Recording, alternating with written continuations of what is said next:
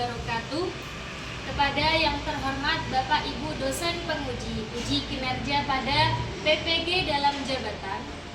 Perkenalkan, nama saya Jamilatun Nikmah, mahasiswa PPG pada mata pelajaran Sejarah Kebudayaan Islam batch 4 tahun 2025 di LPTK Universitas Islam Negeri Syekh Wasil Kediri dengan nomor induk mahasiswa 252094088. Pada hari ini, Selasa 22 Januari 2026, saya akan melaksanakan praktik pembelajaran dalam rangka memenuhi penilaian uji kinerja di MTS Miftahul Ulum Besuki Situbondo kelas 7 dengan materi berdirinya dinasti Umayyah. Terima kasih dan selamat menyaksikan. Wassalamualaikum warahmatullahi wabarakatuh.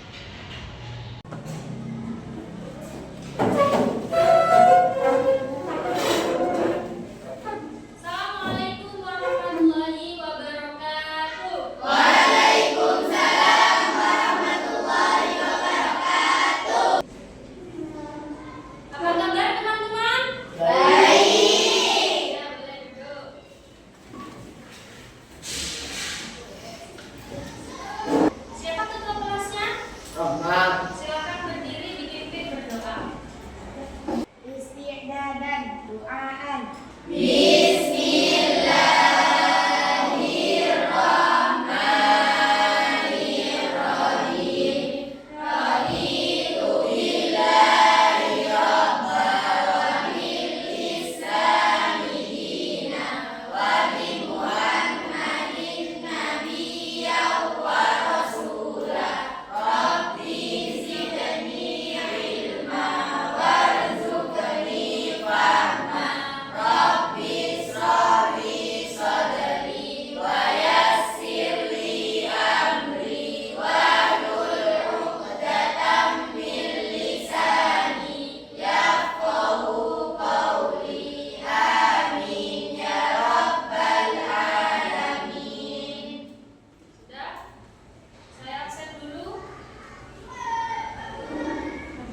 Muhammad Lutfi Amin. Ada? Muhammad Anugrah Rahmatullah. Hafifatul Rasyidah. Semuanya semoga diberikan kesehatan semuanya. Amin. Baik, setelah itu kita nyanyi Indonesia Raya dulu ya.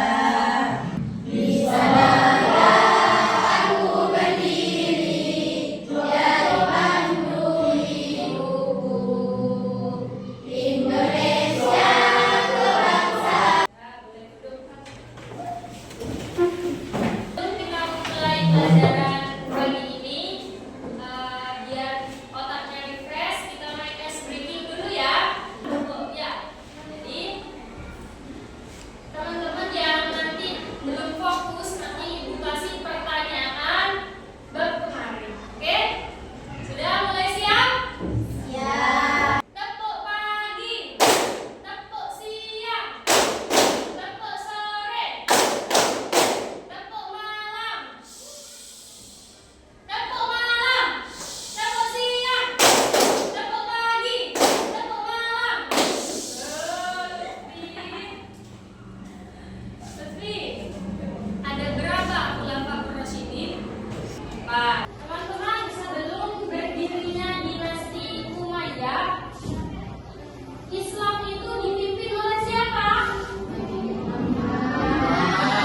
Dan kemudian dilanjutkan oleh Khulafaur Rasyidin terakhir. Khulafaur Rasyidin yang paling terakhir yang dibunuh Ali.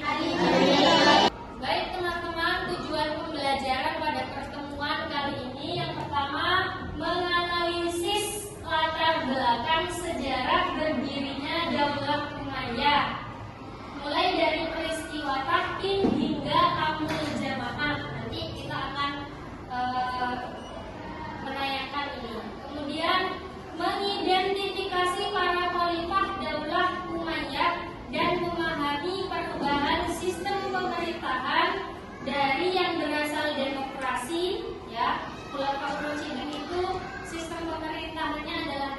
demokrasi. Kemudian ketika dinasti Umayyah ini berpindah menjadi monarki. Monarki itu adalah kerajaan yang mana pemerintahan itu turun-menurun dari anak ke anak, anak ke anak. Seperti itu ya. Menayangkan video tentang bagaimana berdirinya dinasti Umayyah. Tapi sebelum itu guru tanya, apa sih yang menjadi faktor penyebab dinasti Umayyah ini berdiri? Ada yang tahu? Apa yang menyebabkan, faktor utama apa yang menyebabkan sistem pemerintahan yang awalnya demokrasi menjadi monarki? Bin Affan radhiyallahu anhu. Asal usul nama dinasti Bani Umayyah berasal dari nama kakek buyut Muawiyah bin Abi Sufyan, yaitu Umayyah bin Abdul Syams bin Abdul Manaf bin Qusay. Pemerintahan Bani Umayyah berlangsung selama 91 tahun. Lalu, bagaimana awal mula terbentuknya dinasti Bani Umayyah? Bermula di masa pemerintahan Khulafa ar-Rasyidin yang saat itu dipimpin oleh Khalifah Utsman bin Affan. Utsman memimpin selama 12 tahun lamanya. Di awal kepemimpinannya, tepatnya 6 tahun pertama, umat Islam sempat mengalami era makmur dan sejahtera tanpa perpecahan dan perselisihan. Kemudian 6 tahun terakhir, mulailah timbul fitnah dan kekacauan yang sekaligus awal pemberontakan atas kepemimpinannya. Utsman dituduh nepotisme dan menyalahi aturan kepemimpinan. Saat itu beberapa wilayah kacau balau. Utsman memerintahkan agar para gubernur mendengar dan memenuhi tuntutan pemberontak yang masih dinilai wajar selama tidak melanggar syariat Islam. Meski fitnah sudah berhasil menghasut rakyat dan melahirkan maraknya gelombang unjuk rasa, ia lebih memilih untuk tetap menghadapinya dengan tenang tanpa kekerasan.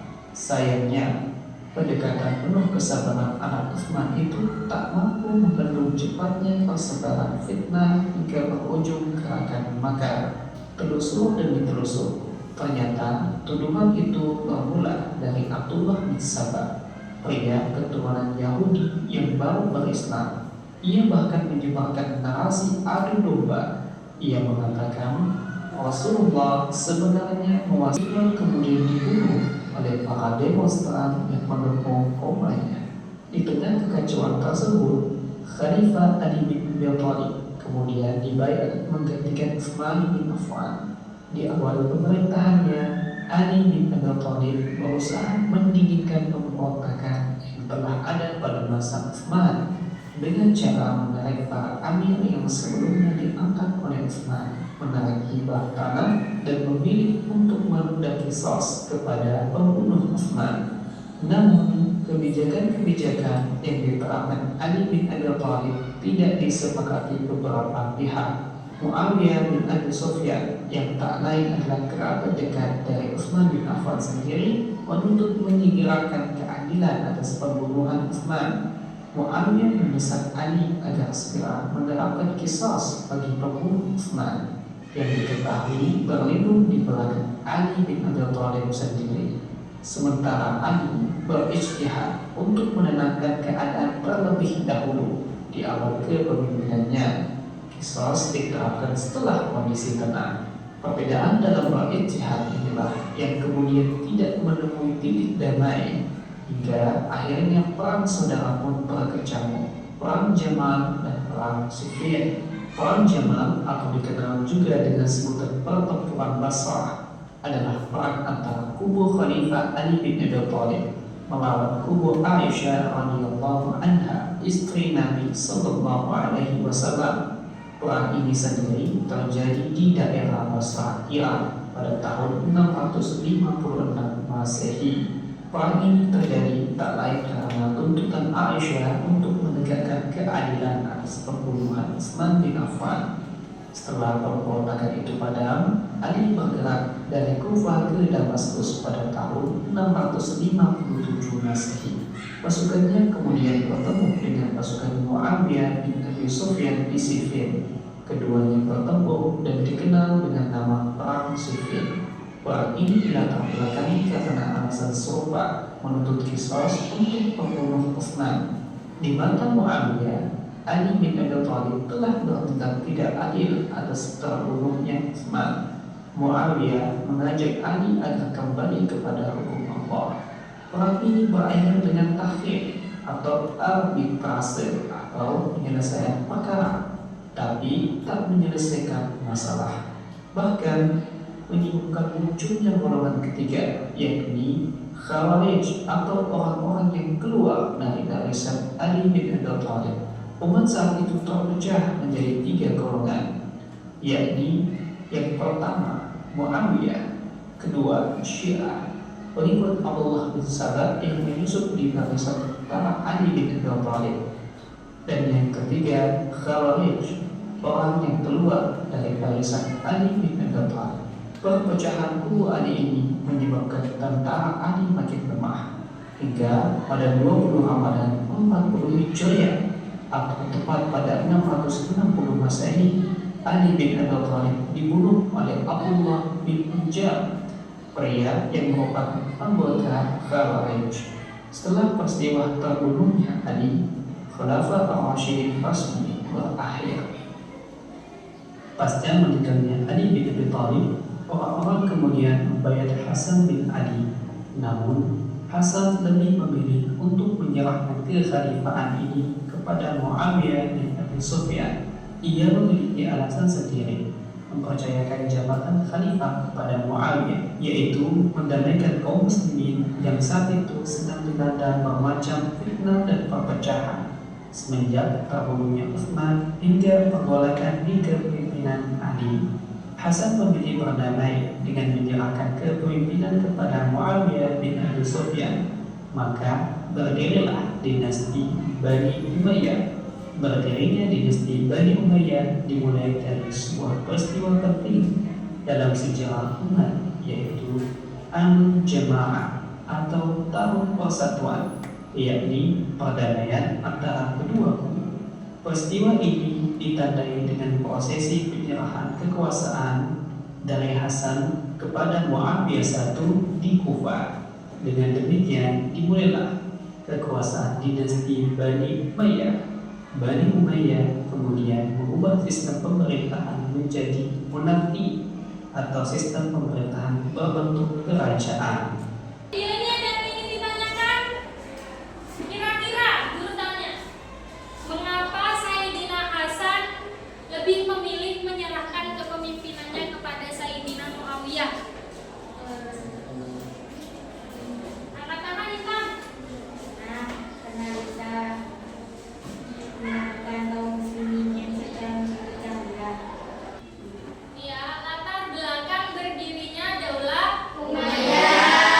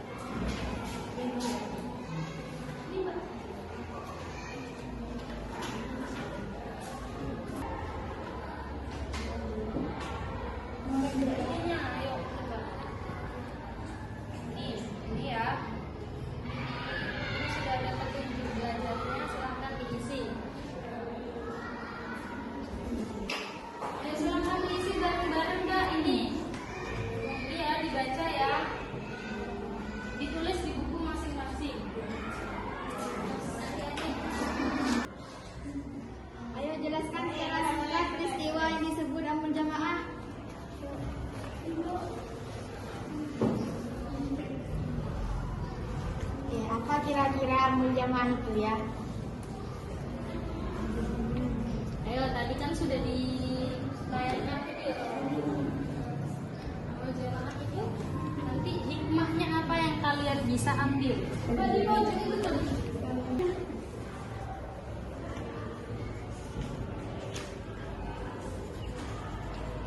Assalamualaikum warahmatullahi wabarakatuh. Waalaikumsalam warahmatullahi wabarakatuh. Saya akan mempresentasikan hasil musyawarah kelompok kami. 1. Jelaskan secara singkat peristiwa yang disebut amul jamaah. Peristiwa yang disebut amul jamaah adalah ketika Sayyidina Hasan bin Ali menyerahkan jabatan kepada Khalifah Muawiyah bin Abi Sufyan. 2. Mengapa keputusan Hasan bin Ali saat itu dianggap pemerintahan Khulafaur Rasyidin dengan Daulah Umayyah? Karena Sayyidina Hasan tidak ingin umat Islam terpecah belah dan beliau. Mengapa keputusan Hasan bin Ali saat itu dianggap sebagai tindakan yang didasari cinta pada persatuan umat? Karena Sayyidina Hasan tidak ingin umat Islam terpecah belah dan beliau tidak ingin semakin banyak pertumpahan darah kepada umatnya sendiri. Begitu saja presentasi yang dihasilkan oleh kelompok kami. Kurang lebihnya mohon maaf. Wassalamualaikum warahmatullahi wabarakatuh. Waalaikumsalam warahmatullahi wabarakatuh.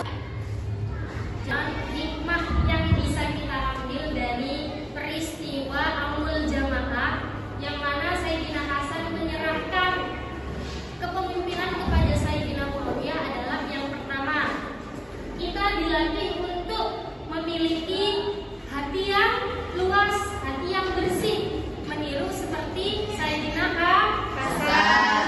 Sayyidina Hasan tidak ingin umat Islam itu menjadi terpecah belah. Kemudian Sayyidina Hasan tidak ingin ada pertumpahan darah di antara kaum muslim. Jadi pembelajaran pada pagi hari ini kita diminta untuk menjadi manusia yang terkadang kita harus menurunkan ego kita. Demi apa? Demi kepentingan bersama. Kemudian perbedaan antara sistem pemerintahan masa Khulafaur Rasyidin yang mana sistem pemerintahannya adalah demokrasi, yang mana demokrasi ini cara menentukan solusi itu adalah dengan musyawarah. Sedangkan di dalam monarki, teman-teman tahu sendiri kalau monarki itu adalah sistem kerajaan yang mana berpusat kepada rakyat. Karena Sayyidina Hasan tidak ingin Agama Islam terpecah belah. Betul, ketika itu